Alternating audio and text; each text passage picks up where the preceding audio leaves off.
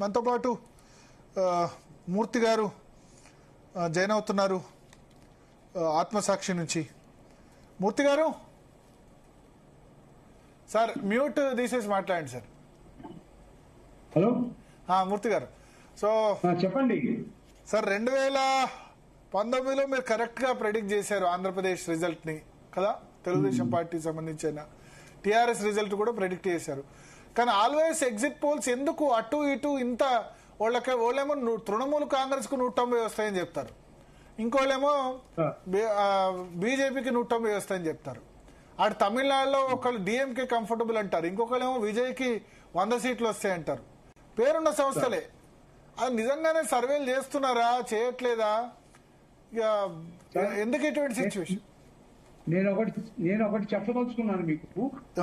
Exit poll చేసాము అంటే exit poll బట్టి కరెక్ట్ రిజల్ట్ ఎప్పుడు కూడా రాదు సార్ మీకు.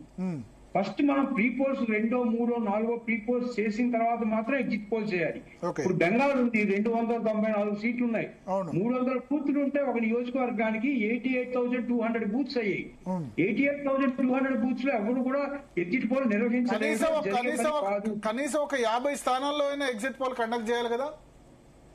అట్లా కాదు సార్, నేను చెప్తా వన్ థింగ్ మా మెథడాలజీ చెప్తాను నేను. First pre poll, second pre poll, third pre poll అయిన తర్వాత మేము కొన్ని నియోజకవర్గాల్ని రికగ్నైజ్ చేస్తాం. రికగ్నైజ్ చేసి ఆ నియోజకవర్గాల్లో ఉన్నటువంటి కొన్ని బూతులు తీసుకుంటాం. సపోజ్ 294 ఉన్నాయి వెస్ట్ బెంగాల్లో, మేము 82 నియోజకవర్గాలే తీసుకున్నాము. 82 నియోజకవర్గాల్లో ఒక్కొక్క నియోజకవర్గంలో 2 బూతులే తీసుకుని సర్వే చేసాం ఎగ్జిట్ పోల్. ఎందుకు చేసామంటే అట్లా మనకు దాని డెమోగ్రఫీ బట్టి, అక్కడ ఉన్న ఈ పొలిటికల్ ఈక్వేషన్స్ బట్టి, క్యాస్ట్ క్రీడ్ కమ్యూనిటీ ఈక్వేషన్స్ బట్టి మనం ముందు కొన్ని రికగ్నైజ్ చేయాలి బేసిక్ ఆన్ స్టాటిస్టికల్ మెథడాలజీ. దాన్ని బట్టి మనం అక్కడ కండక్ట్ చేసుకున్న తర్వాత మన రిజల్ట్ ఎంతవరకు కరెక్ట్ గా దానికి కోయిన్సైడ్ అవుతోంది లేదు అది చూసుకొని మార్జిన్ ఆఫ్ ఎర్రర్ 2 to 3% పెట్టుకొని మనం ఎగ్జిట్ పోల్ రిలీజ్ చేస్తాం సార్. అది మా మెథడాలజీ. తర్వాత మా మెథడాలజీలో వచ్చేటప్పటికి మీకు ఎక్కడైనా సరే ఇప్పుడు చాలా మంది ఏం చేస్తున్నారంటే గ్రౌండ్ కి పోకుండా కేవలం SMS calls, voice messages, next online samples, telephonic conversation ఇవి చేస్తున్నారు. మా సంస్థ ద్వారా అయితే మాత్రం అది కరెక్ట్ కాదు సార్. తర్వాత ఇప్పుడు కొన్ని తమిళనాడు చూసినట్టయితే కొన్ని ఛానల్స్ ఉన్నాయి. ఒక ఛానల్ వాడు పెడితే డిఎంకేకి 234 అని వస్తుంది, ఇంకో ఛానల్ వాడు పెడితే 234 ఏఐడిఎంకే కానీ వస్తుంది, ఇంకో ఛానల్ పెడితే టీవీకే కానీ వస్తుంది. అట్లా కాదు సార్, ఫీల్డ్ కు పోయి డైరెక్ట్ ఫేస్ టు ఫేస్ చేసాం. మనం తీసుకున్న ప్రతి శాంపిల్ కూడా on field face to face different questions ఇస్తాం. కొంతమంది చెప్తారు, కొంతమంది చెప్పని వాళ్ళని వదిలేస్తాము, ఎవరిని రిస్ట్రిక్ట్ చేయం. మనం తీసుకునే శాంపిల్ మన పారామీటర్ సాటిస్ఫై చేస్తుందా లేదా అనేది ఒకటి చూసుకోవాలి. తర్వాత మీరు ఇంతగా మాట్లాడినప్పుడు నెంబర్ ఆఫ్ శాంపిల్స్ అన్నారు. నెంబర్ ఆఫ్ శాంపిల్స్ ఖచ్చితంగా ఎక్కువ ఉండడం మంచిదే, కానీ నెంబర్ ఆఫ్ శాంపిల్స్ కంట మనం తీసుకున్న శాంపిల్ క్వాలిటీ ఎలా ఉంది, వెరైటీ ఎలా ఉంది, మనం తీసుకున్న శాంపిల్ మన పారామీటర్స్ ని సాటిస్ఫై చేస్తుందా లేదా అనే మెథడాలజీ మనం ఆలోచిస్తూ ఇటు ర్యాండమ్ అండ్ సెలెక్టివ్ శాంపిల్స్ ఇట్లా తీసుకున్నట్టయితే మన కరెక్ట్ రిజల్ట్ రావడానికి అవకాశం ఉంటుంది సార్. ఒక డేటా వచ్చిన తర్వాత దాన్ని డేటా అనాలిసిస్ చేయాలి. క్వాలిటేటివ్ అనాలిసిస్ అని ఉంటుంది, క్వాంటిటేటివ్ అనాలిసిస్ ఉంటుంది, సైకోమెట్రిక్ అనాలిసిస్ ఉంటుంది, నార్మలైజేషన్ ఆఫ్ డేటా ఉంటుంది. ఇన్ని రకాల ప్రాసెస్ చేస్తే ఒక 9 స్టెప్స్ దాటితే కానీ ఒక సర్వే బయటికి రాదు ఒక నియోజకవర్గానికి. మరి ఈ రోజుల్లో జరుగుతున్నాయా లేదా అనేది I'm not interested to pass comment on other organisations, but that is the process.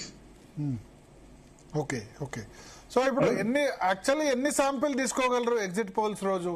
ఎన్ని అసెంబ్లీలో చేయగలరు? తమిళనాడు 234 ఉంది, కనీసం ఒక 34 అసెంబ్లీల్లో అన్నా 30-40 అసెంబ్లీల్లో అన్నా తమిళనాడులో తీసుకోగలుగుతారా?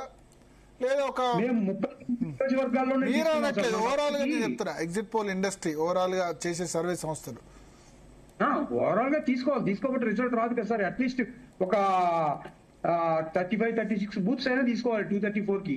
మనం ముందు రికగ్నైజ్ చేయాలి ప్రీ పోల్ సర్వేలో ఎక్కడ క్లీన్ కంటెస్ట్ జరుగుతుంది, ఎక్కడ పొలిటికల్ డెమోగ్రఫీ ఎట్లా మారుతుంది అని చూసుకొని మనం సెలెక్ట్ చేసుకోవాలి ఆ బూతులు కూడా. అట్లా చేస్తేనే మీకు రిజల్ట్ వస్తుంది సార్, కరెక్ట్ రిజల్ట్. ఏదో గుడ్డిగా పోయి ప్రజలను అడిగితే చెప్తారు అనుకోవడం చాలా ఫూలిష్నెస్ ఈ రోజుల్లో. అందరూ తెలివి మీరిపోయారు. ఇప్పుడు బెంగాల్లో చేసినప్పుడు మేము మొన్న పోస్ట్ పోల్ కూడా చేసాం.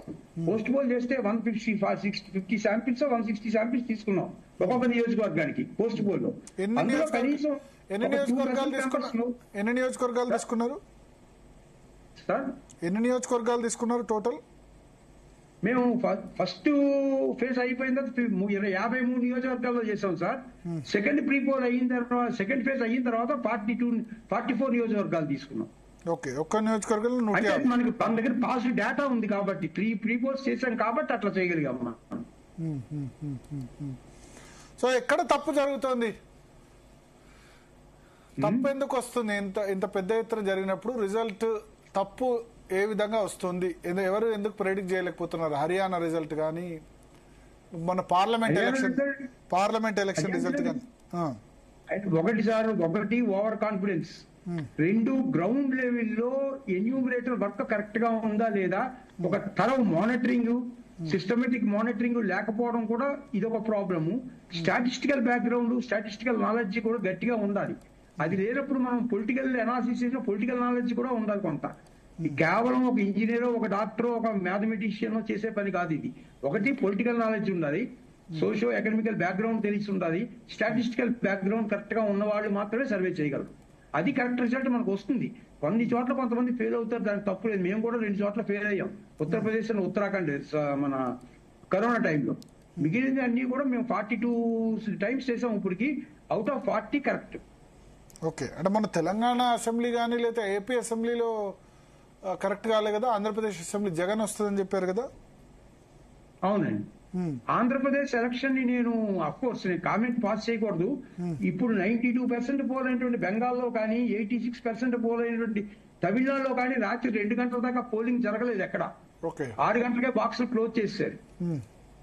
తర్వాత 45 రోజులు ఉండాల్సినటువంటి వీవీప్యాట్ 10 days లో తగలబెట్టేది ఎక్కడా కూడా. ఏ రాష్ట్రంలో కూడా ఇట్లా జరగలేదు. Why Tamil Nadu, Andhra and Orissa are different from other states? దానికి ఆన్సర్ చేయవలసింది ఈసీ. ఈసీ ఎప్పుడు కూడా ఆన్సర్ చేయట్లేదు. ఏ క్వశ్చన్ అడిగినా ఈసీ కామ్ గానే ఉంటుంది. అడిగిన దానికి తప్ప అన్నిటికీ సమాధానం చెప్తున్నారు వాళ్ళు. సో ఏదన్నా తేడా జరిగిందంటారు ఆంధ్రప్రదేశ్ ఎలక్షన్ లో? ఖచ్చితంగా జరిగిందండి, ఖచ్చితంగా. అంటే జగన్ రాకపోవచ్చు, కానీ 11 సీట్లు పరిమితం అవుతాడు అనేది మాత్రం కల్లది. Okay okay. సో ఇప్పుడు కొద్దిమంది పూర్తి స్థాయిలో సర్వే చేయకుండానే అనౌన్స్ కూడా చేస్తున్నారని ఆరోపణలు ఉన్నాయి. అసలు ఏమి చేయకుండా ఉన్నాయండి, అట్లాంటివి కూడా ఉన్నాయి సార్. ఇప్పుడు ఇవి ఈ షాపాలజీ అనేది ఒక రోడ్డు పక్కన పాన్ షాప్ లాగా తయారైంది. ఎవరు పడితే వాళ్ళే దుకాణం పెడుతున్నారు. ఇప్పుడు ఇంజనీరింగ్ స్టూడెంట్స్ కి ప్రాజెక్ట్ వర్క్ ఎలాగైతే అమ్ముతున్నారో అలాగే తయారైంది. ఇప్పుడు షాపుల్లో కూడా ప్రాజెక్ట్ వర్క్ ఆపి ఇంజనీరింగ్ కాలేజీకి పట్టుకెళ్తారు. సర్వే కూడా చేయకుండానే చెప్తున్నారు కదా. ఏమండి, సర్వే కూడా చేయకుండానే ఒట్టిగానే అనౌన్స్ చేస్తున్న వాళ్ళు ఉన్నారు కదా? ఉన్నారు, no doubt in it. Only అట్లా వెహికల్ లోనో ఇన్నోవాలోనో అక్కడెక్కడ జరిగి ఇది నా సర్వే అది చేసేవాళ్ళు ఉన్నారు. ఇప్పుడు జ్యోతిష్కుడి దగ్గరికి పోయినప్పుడు ఏదో చెప్తాడు, కరెక్ట్ అయితే నువ్వు చాలా గొప్పవాడు అని మనమే తిరుగుతాము, లేకపోతే వాడు జ్యోతికి పోం. అట్లా తయారైంది ఈ రోజు సెఫాలజీ.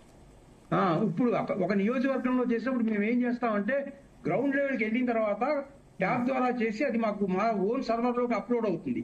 వాడు ఉన్న లొకేషన్, జియో ట్యాగింగ్ కూడా ఉంటుంది, ఏ ప్లేస్ లో ఉన్నాడు, ఎక్కడ ఉన్నాడు అని.